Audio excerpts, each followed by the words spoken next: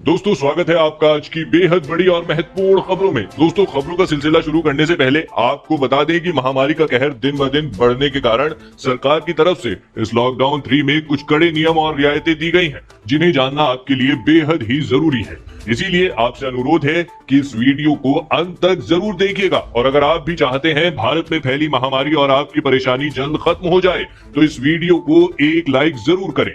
दोस्तों उससे पहले फटाफट जान लेते हैं कोरोना महामारी की आज की ताजा अपडेट। तो दोस्तों आपको बता दें, भारत में अब तक संक्रमित मरीजों की संख्या बढ़ती जा रही है और यह संख्या 61,200 से अधिक हो चुकी है। इनमें से 40,600 से अधिक लोगों का अभी इलाज चल रहा है, जबकि 18,500 से अधिक मामले सही हो चुके हैं। और आपको बता दें, दुख की बात यह है कि 2,000 से अधिक लोगों की अब तक मौत हो चुकी है। और बात करें पूरी दुनिया भर की, तो अब तक की अपडेट के अनुसार 40,43,000 से अधिक लोग संक्रमित हो चुके हैं। दुख की बात यह है कि 2,77,000 से अधिक लोगों की मौत हो चुकी है, जबकि 14,03,000 से अधिक लोग सही हो चुके हैं। दोस्तों हो सकता है जब तक आप यह वीडियो देख रहे हो तब तक यह आंकड़ा और भी बढ़ गया हो। इसी के साथ बढ़ते हैं इस वक्त की अगली बड़ी खबर की ओर। जी हाँ, प्रवासियों को लेकर जल्द ही 10 ट्रेनें उत्तर प्रदेश रवाना होंगी। दोस्तों इसके अलावा पूर्वांचल के 2400 लोगों को लेकर हैदराबाद और साबरमती से काशी पहुंची ट्रेनें। दोस्तों आपको बता दें, लॉकडाउन के बीच सरकार ने प्रवासी मजदूरों को उनके घर भेजने के लिए श्रमिक स्पेशल ट्रेन की व्यवस्था की है।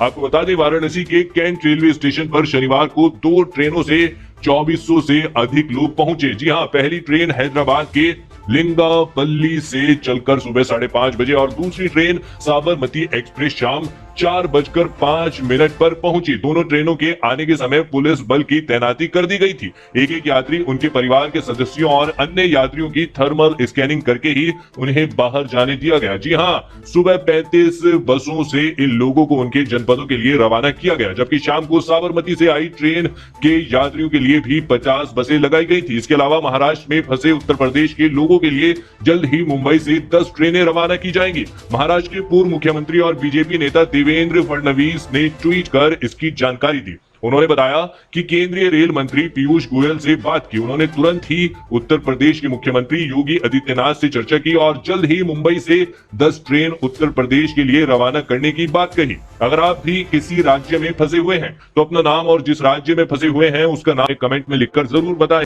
इसी के साथ बढ़ते हैं इस वक्त की अगली बड़ी खबर की तरफ। जी हाँ, सरकार ने इस वजह से रद्द किए 3 करोड़ राशन कार्ड। कहीं आपका तो नहीं हुआ? जानिए पूरे खबर विस्तार से। दोस्तों आपको बता दें, केंद्रीय मंत्री रामविलास पासवान ने बताया है कि राशन कार्डों के डिजिटलीकरण और आधार सीडिंग के दौरान 3 करोड़ राशन कार्ड फर्जी पाए गए, जिन्हें रद्द किया गया है। आपको बता दें कि सरकार ने लॉकडाउन की अवधि के दौरान गरीबों के लिए प्रधानमंत्री गरीब योजना के तहत जून तक 3 महीने के लिए प्रत्येक राशन कार्ड धारक को मुफ्त 1 किलो दाल वितरित करने का फैसला किया है। आपको बता दें, सरकार की ओर से जारी बयान में कहा गया है कि आधार और राशन कार्ड लिंकिंग जरूरी है, इसीलिए राशन कार्ड रद्द हुए हैं। इसके अलावा फर्जी राशन कार्ड भी बनाकर सरकार की स्कीम से मुफ्त में अनाज और अन्य सामान लिया जा रहा था। ये राशन कार्ड भी रद्द किए गए हैं। जी हाँ, आपको बता दें, राशन कार्ड कैंसिल होने पर आपको खाद्य आपूर्ति विभाग में जाकर इसकी जानकारी लेनी होगी। वहां अपना राशन कार्ड और आधार कार्ड दिखाएं। आधार नंबर को राशन कार्ड से लिंक किया जाएगा। जी हाँ, इसके बाद आपका नया राशन कार्ड बनेगा,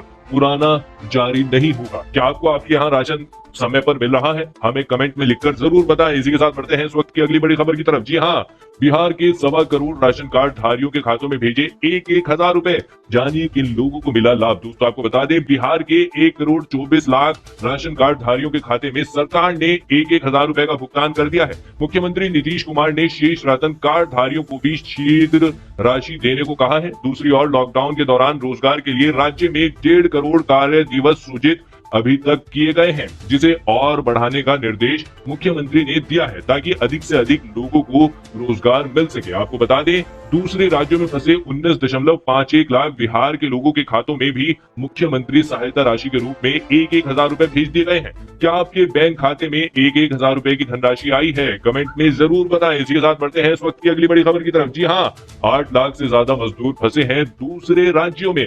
सबको घर आने में लग सकते हैं 20 दिन। दोस्तों आपको बता दें, देश के विभिन्न राज्यों व केंद्र शासित प्रदेशों में फंसे मजदूरों को वापस लाने की यूपी सरकार की हर संभव कोशिशों के बावजूद लक्ष्य अभी दूर है। मजदूरों को वापस लाने की ये कोशिशें लगातार जारी रही तो भी इस अभियान में कम से कम 20 दिन और लगेंगे। अभी ट्रेनों से प्रतिदिन औसतन 42,000 लोग यूपी पहुंच रहे हैं। जी हाँ, वापस लौटने के लिए प्रदेश सरकार के पोर्टल पर रजिस्ट्रेशन कराने वालों की संख्या लगातार बढ़ रही है। रजिस्ट्रेशन के मुताबिक शनिवार तक देश के 36 राज्यों व केंद्र शासित प्रदेशों से 6.37 लाख मजदूरों के आवेदन अभी भी लंबित है। मजदूरों के परिवार के सदस्यों को मिलाकर इन आवेदनों के साथ अब तक 8,70,828 लोगों के वापस लाए जाने का अनुरोध किया है। जी हां, रेलवे की मदद से मजदूरों को लेकर प्रदेश में औसतन 35 ट्रेनें आ रही हैं। एक ट्रेन में आमतौर पर 1200 लोग होते हैं जो निर्धारित रेलवे स्टेशन पर उतारे जाते हैं, फिर उन्हें बसों से उनके गृह जिलों में भेजा जाता है।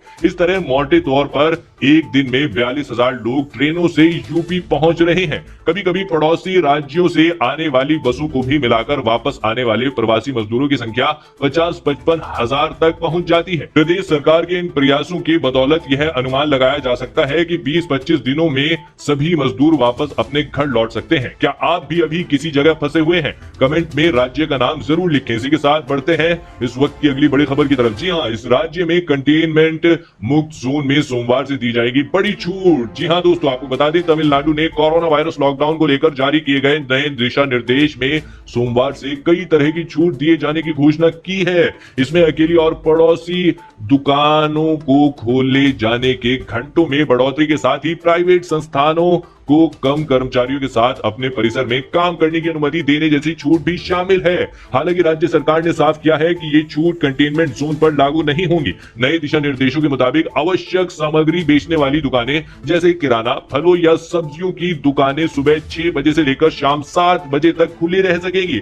आपकी सरकार द्वारा दी जाने वाली छूट पर क्या राय है? कमेंट में बताएं। इसी के साथ बढ़ते हैं इस वक्त की अगली बड़ी खबर की तरफ। जी हां, नौकरी चली गई तो भी डरे नहीं। मोदी सरकार की इस योजना से 2 साल तक मिलेगी सैलरी। जानिए क्या है स्कीम। दोस्तों आपको बता दें, कोरोना वायरस के संकट से देश की इकोनॉमी पूरी तरह से तबाह हो गई है। इस वजह से कई कंपनियों ने छटनी करनी शुरू कर दी है, तो कहीं सैलरी काटी जा रही है। इस संकट में कोई इंडस्ट्री ऐसा नहीं है जहां लोगों की नौकरी पर संकट नहीं मंडरा रहा है। कई कंपनियों ने तो छटनी भी शुरू कर दी है। अगर आपके सामने भी नौकरी से जुड़ी समस्या खड़ी हो रही है तो ये खबर आपके लिए है। दरअसल केंद्र सरकार की एक ऐसी स्कीम है जिसके तहत बेरोजगार होने की स्थिति में कर्मचारी को 24 महीने तक पैसे मिलेंगे। आइए इस स्कीम के बारे में विस्तार से जानते हैं। आपको बता दें, मोदी सरकार की इस स्कीम का नाम अटल बीमित व्यक्ति कल्याण योजना है। योजना के तहत नौकरी जाने पर सरकार आपको 2 साल तक आर्थिक मदद देती रहेगी। यह आर्थिक मदद हर महीने दी जाएगी। बेरोजगार व्यक्ति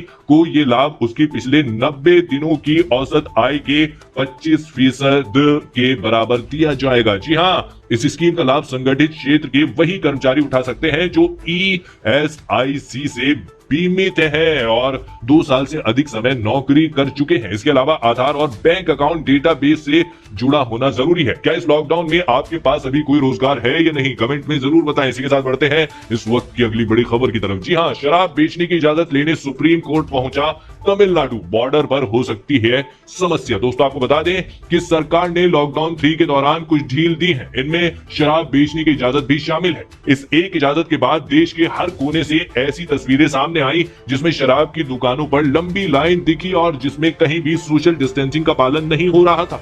तमिलनाडु में ऐसी तस्वीरें देखने के बाद मद्रास हाईकोर्ट ने राज्य में शराब की दुकानें बंद करने का आदेश दे दिया। अब तमिलनाडु सरकार सुप्रीम कोर्ट पहुंच गई है। उसने शीर्ष अदालत से गुहार लगाई है कि राज्य में शराब की दुकानें खोलने की इजाजत दी जाए। आपकी इस मामले पर क्या राय है? कमेंट में जरूर बताएं। इसी के साथ बढ़ते हैं इस वक्त की अगली बड़ी खबर की तरफ। जी हां, मजदूरों के लिए बंगाल से श्रमिक स्पेशल ट्रेन चलाने के दावे को रेलवे ने किया खारिज। दोस्तों आपको बता दें, पश्चिम बंगाल में फंसे प्रवासियों को उनके घर पहुंचाने को लेकर जारी विवाद के बीच रेलवे के अधिकारियों ने शनिवार को कहा कि राज्य तक श्रमिक स्पेशल ट्रेन चलाने के लिए राष्ट्रीय परिवाहक के पास कोई प्रस्ताव नहीं है। भारतीय रेलवे की यह प्रतिक्रिया तृणमूल कांग्रेस के उस बयान के तुरंत बाद आई है जिसमें पार्टी ने कहा कि वह कर्नाटक, तमिलनाडु, पंजाब और तेलंगाना से प्रवासियों को लाने के लिए 8 ट्रेन चलाने की पहले ही योजना बना चुकी है। रेलवे ने कहा कि उसके पास अब तक उस ट्रेन का भी प्रस्ताव नहीं है जिसके बारे में तृणमूल कांग्रेस दावा कर रही है कि यह ट्रेन शनिवार अपराह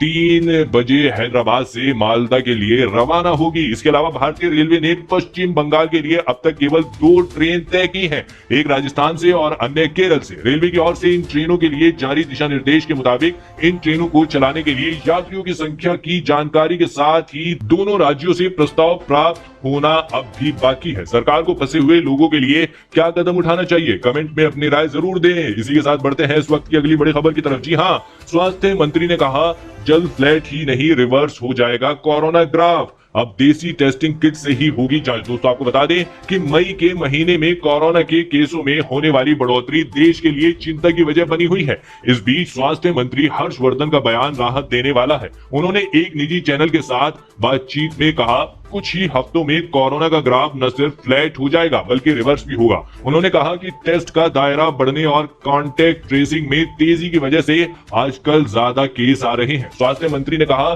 कि आज एक लैब से 452 लैब बन गई हैं। आज 80,000 से टेस्ट रोज कर रहे हैं। जी हाँ, हमने 31 मई तक 1 लाख टेस्ट करने की बात कही थी। हम टेस्टिंग के मामले में भी दुनिया के किसी देश से पीछे नहीं है। आज सारे देश में हर जिले में टेस्ट हो रहे हैं। आपको क्या लगता है, भारत में कोरोना का प्रकोप और ज्यादा बढ़ेगा? कमेंट में अपनी राय जरूर दीजिएगा। तो दोस्तों ये थी आज की कुछ बेहद ही महत्वपूर्ण और ताजा खबरें। उम्मीद करते हैं इससे आपको काफी कुछ महत्वपूर्ण जानकारी मिली होगी। बस इसके बदले में इतना ही चाहते हैं कि आप इस वीडियो को लाइक कर दें, शेयर कर दें, क्योंकि आपका लाइक और शेयर करना ही हमारी मेहनत का फल होता है। धन्यवाद।